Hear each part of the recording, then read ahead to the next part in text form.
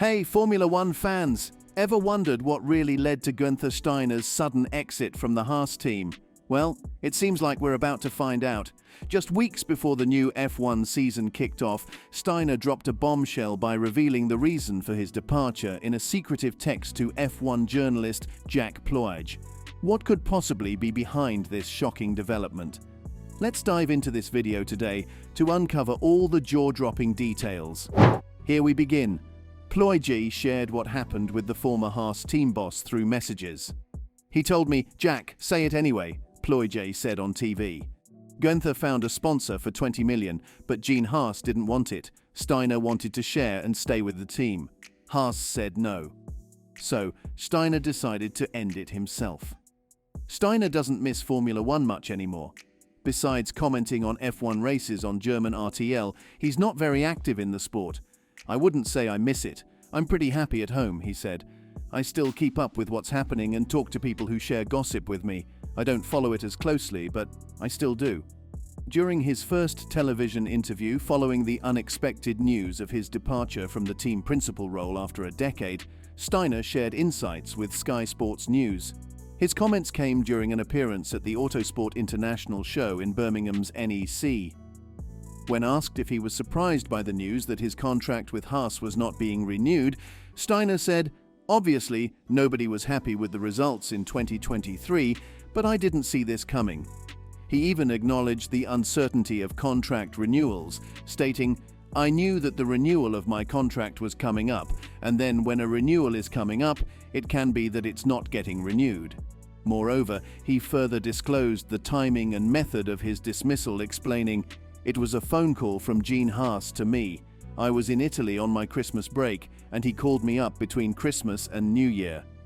Reflecting on the conversation, he emphasized, "Gene called me and said that he doesn't want to extend the contract, which was up at the end of the season, and that was it." Despite the unexpected nature of the call, Steiner acknowledged Haas's authority over the team, stating, "I don't know if it was a surprise. It's always a little bit of a surprise, but in the end, he owns the team, can do what he wants, and it's his decision. I think whether a change was needed can be answered only in time. I cannot answer that one because otherwise I could say what is happening in the future. Gene thought that was the way he wanted to take the team forward, and, as I said, it's his decision, not my one. He owns the place, so if you own something, you've got the right to do what you want." Despite being the team boss at Formula One's smallest outfit, Steiner gained widespread recognition through Netflix's Drive to Survive, showcasing his candid and, at times, explicit opinions. When questioned about whether his newfound celebrity status might have been a concern for Gene Haas or others in the team, Steiner reflected, "Not really, but thinking back now it could have.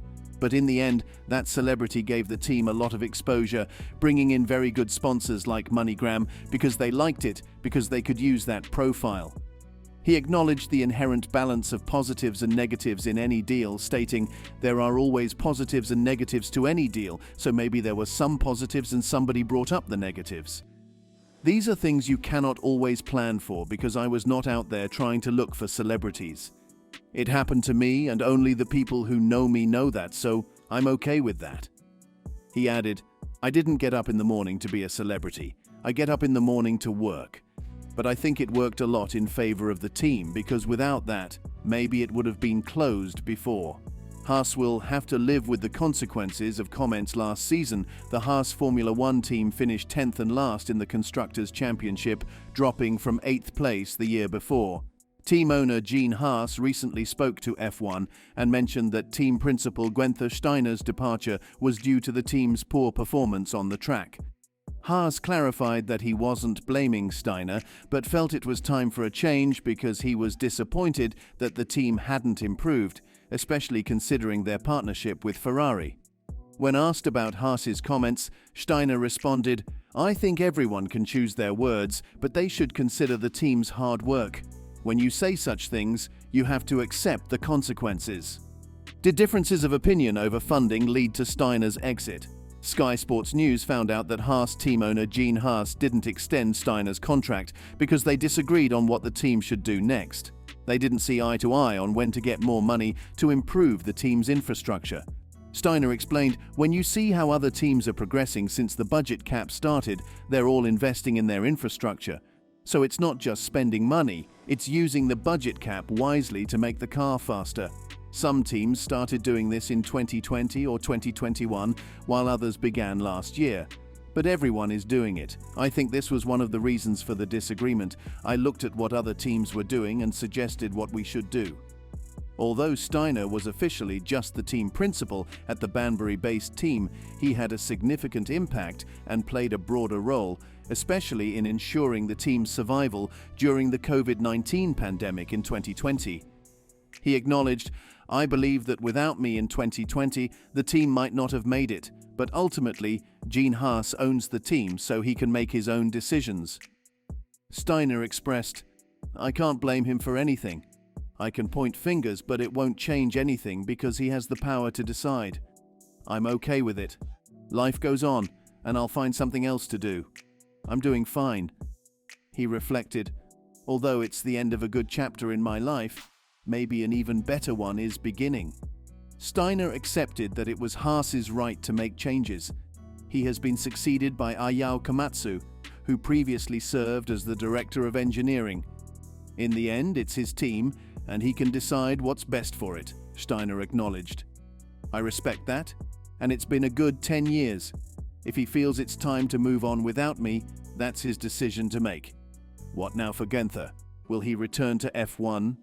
"I still have a lot in me, but I am not in a hurry," insisted the 58-year-old, who first worked in F1 in 2001 with the Jaguar team, which eventually became Red Bull. "I am not desperate. I want to enjoy my time with my family. Good things will come. I always say that one door closes, at least two open, so I will wait to see which ones open and obviously pick the right one to do the next thing.